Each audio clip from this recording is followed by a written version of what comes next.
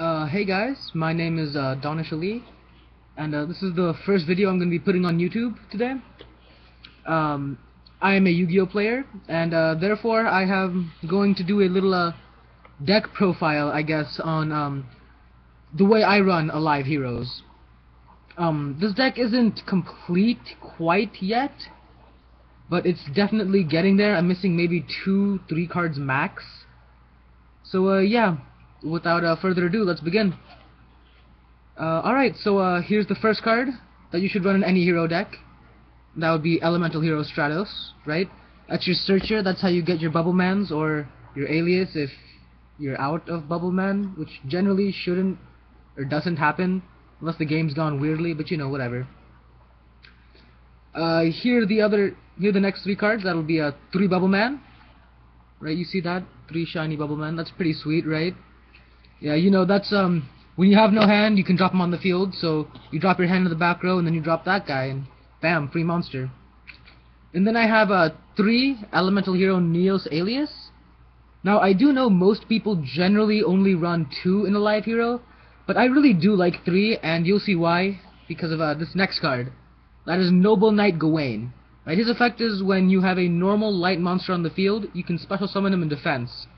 So I keep in 3 alias, so it's more consistent with this guy, even though I only do use one of him. And it has been really helpful. There have been some games where this has helped me in a lot of ways. It's a really good card, in my opinion. And now, a Thunder King Ryo. Now, this is a pretty weird choice for an Alive Hero deck. This is just a playtesting variation right now. This should be a Silver Sentinel, and once I get one, it will probably change. But for now, I am testing just one Ryo, and so far it's not doing too badly. I mean, in the mirror match, it helps a lot. Against Glads, it's kind of useful. I mean, it's overall just a pretty decent card to be running, I think. Right? Alright. Next for the traps. Alright, I'm gonna go ahead and start with my one-ups in the traps first. So I have 1 Starlight Road.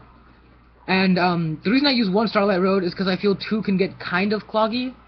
And I don't like running Starlight Road without Stardust. So if I have 2 Starlight Roads, I'll run 2 Stardusts. Which really takes up a lot of room in the extra deck. And when you have only 15 spaces, which generally is enough for most decks, but for E-Heroes, which uses fusions and an obscene amount of exceeds, even having room for 1 Stardust can be sometimes kinda difficult. But yeah, here's my 1 Starlight Road. Then my 1 Solemn, because you can only run 1. It's a nice Ghost Gold Solemn. You know, negates summons, etc, etc. 1 Mirror Force. I know this guy has come back down to 2, but I really like it at 1, personally. And I also don't have another Ultra 1 to use.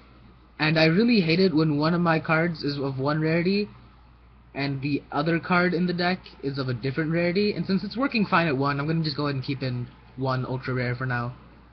Yeah, you know, Mirror Force, just a general good card. Then we have 2 Torrential Tributes. That is basically mass field removal. You know, they drop a monster you activated, blows up the field. It can be really helpful, especially if you have like Miracle Fusion in hand and you don't have anything in grave. This can be pretty pro move, even when it seems like it could be stupid to your opponent. You know, mind games. It's half of the game in this game. Then a 2 Fiendish Chain. Now see, I run these because I can't run Veiler, because that clogs up hand. And this not only stops the effect permanently, but it also makes it so that they can't attack. This is ridiculously helpful. It is a ridiculously good card, in my opinion. Really good. Then we got the 2 Bottomless Trap Hole. Running these because, you know, a lot of monsters nowadays, 1500 higher attack. You don't want them in grave, you banish them. It's just really good. Stops special summons as well. It doesn't stop special summons, but it hits special summon monsters as well. It's a fantastic card. And then 2 Call of the Haunted. Call of the Haunted is running here because, you know, I can use it to bring back Stratos, which will then get Bubbleman to my hand, which will then lead to more Exceed, possibly Fuse, Hijinks. It's really good overall to have. And if you have, like, say, a level 4 monster on the field, activate Call, get at your other level 4, Exceed. It's just really good for revival and stuff. Alright. Now to move on to spells. I will go with my one-ofs of the spells first. So, yeah, here is my first one-of, and that would be Reinforcement of the Army. You know, get any warrior in the deck to your hand.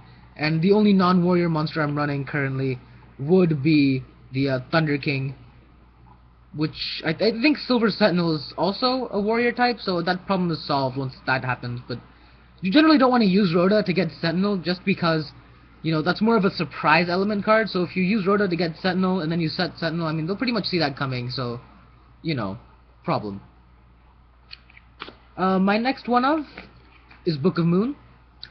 Stop Zen mains, which can be really annoying in a live hero deck. Stop some other face-up monsters that, you know, have big attack, like, actually, yeah, like Stardust, right? If your opponent has Stardust on the field, and you want to, say, bust out a Blade Armor, because you know, you can get game if you can attack him with the 2200 directly, right?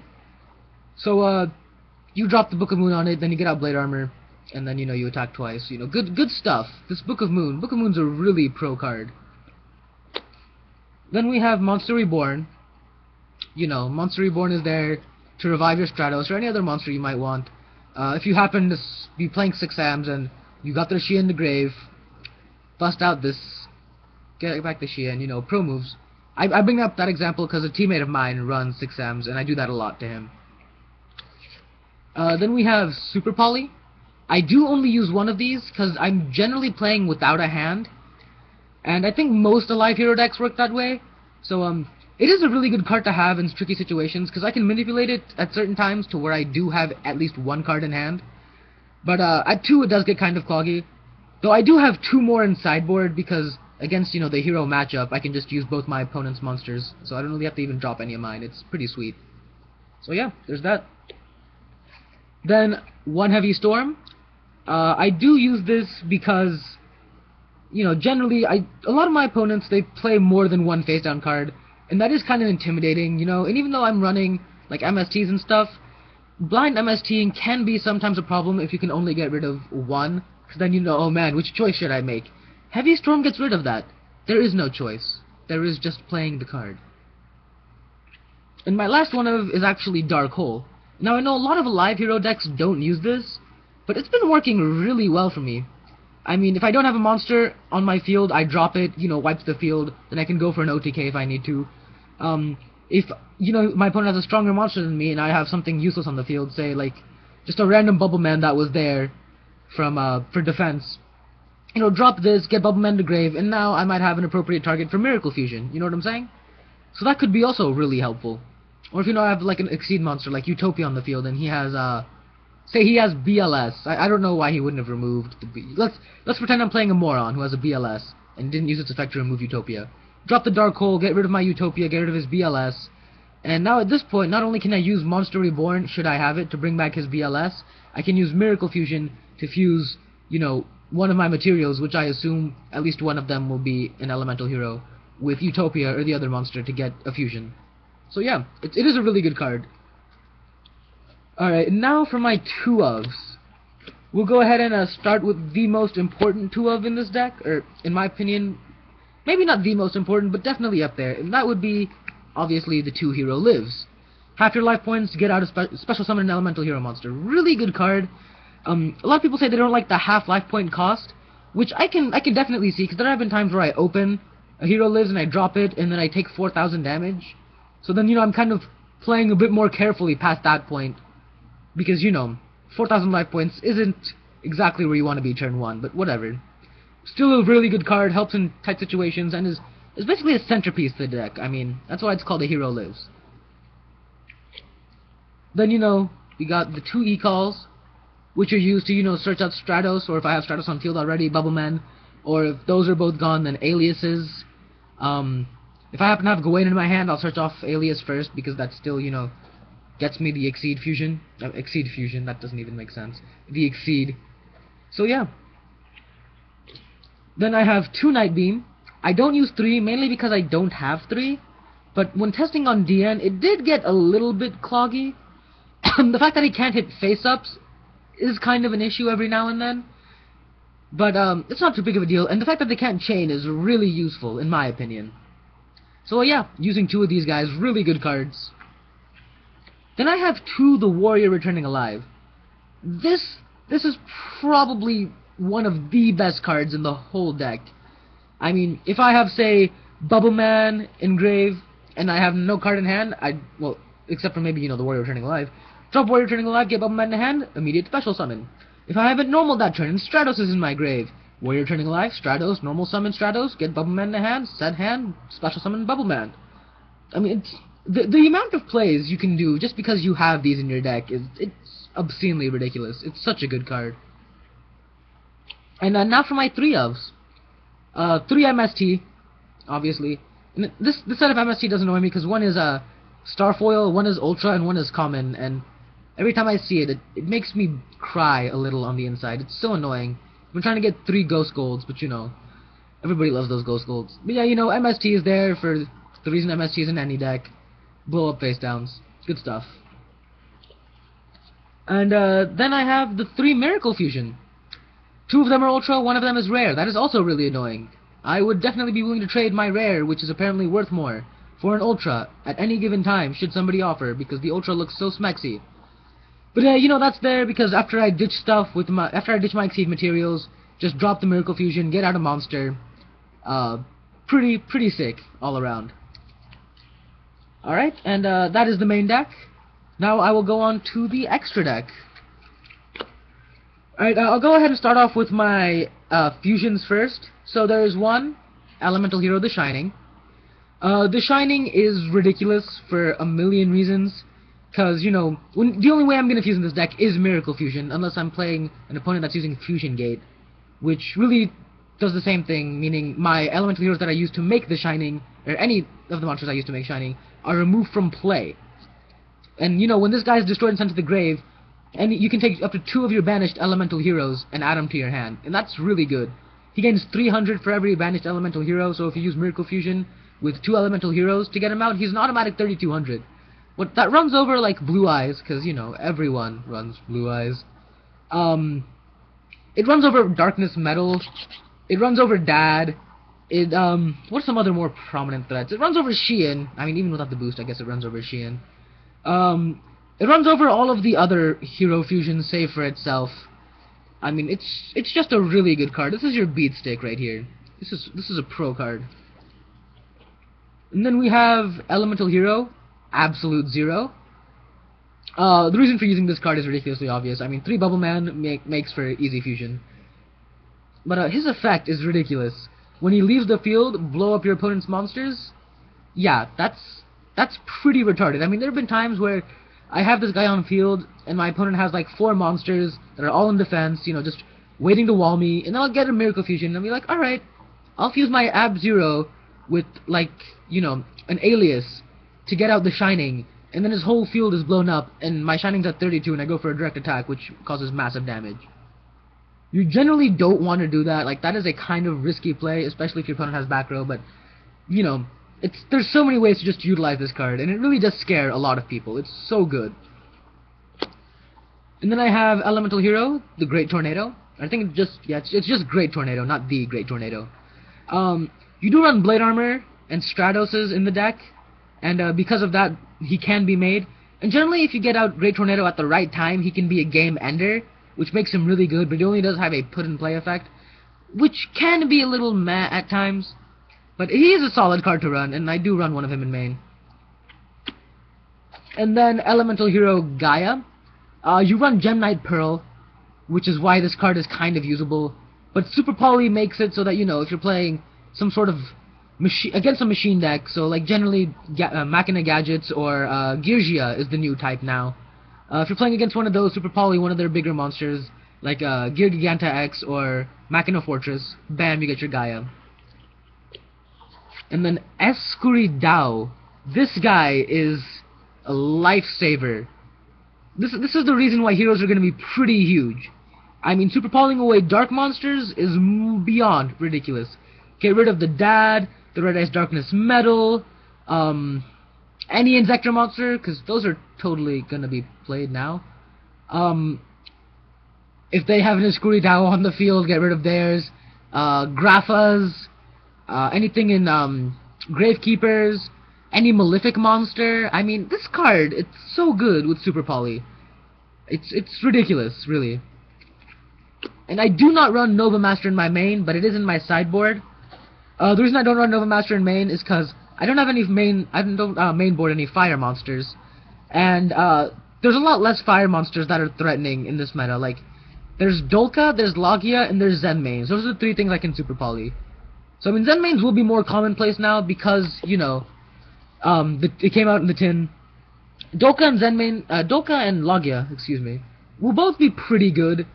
Still be viable enough because Rabbits is still a pretty strong deck. Maybe a little bit weaker than before, but now this just makes for more tech choices than before. So yeah, that's still pretty good. And now we will go on to the Exceeds. Alright, we'll start off with this guy. Photon Butterfly Man. I cannot pronounce the second part of this card's name. Butterfly Man is what I call it. Butterfly Man is pretty good. Any 2 level 4s, you detach 1, turn a defense position monster into face-up attack, and it loses 600. I mean, that's really, really sweet. If they just stalled you last turn with Battle Fader, they're like, okay, cool, he's gonna have to ram through my Battle Fader. No, you bust out this guy, you turn that Battle Fader to attack, and then you give it 2100 points of damage is what you do. You bitch slap that Battle Fader. I mean, this card is really good. It also flips up Raikos before, you know, the battle phase. So, you can do more things when that Raiko goes off, because it's still during your main phase. That is pretty helpful as well. Turns Sangan face up, so Sangan is at 400 attack, and they still take damage. They do get Sangan's effect, which is unfortunate, but they also take massive damage, so that's good. The next guy is Utopia.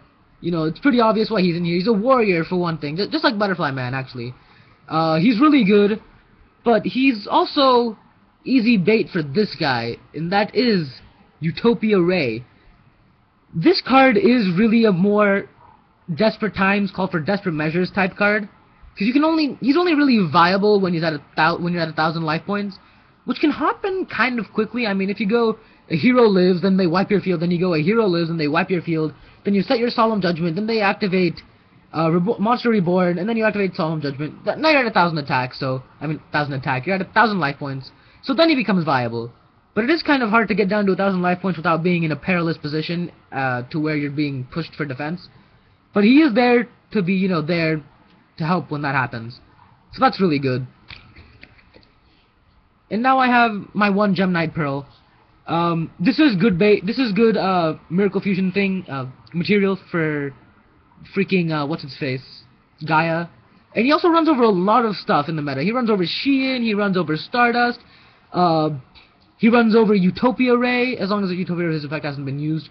He runs over Blade Armor, he runs over, an Excalibur after its effect has been used, or before its effect has been used, as long as the effect isn't active. Just so many things he just gets over, and it's really good to have at least, well, actually not more than one, but exactly one. He can be helpful. And then I have Vylon de Sigma. Now this card is something you don't generally see in Life Hero decks. He is kind of a placeholder for Shockmaster right now, because I don't have a Shockmaster. If I did, either this or Utopia Ray would be out for it.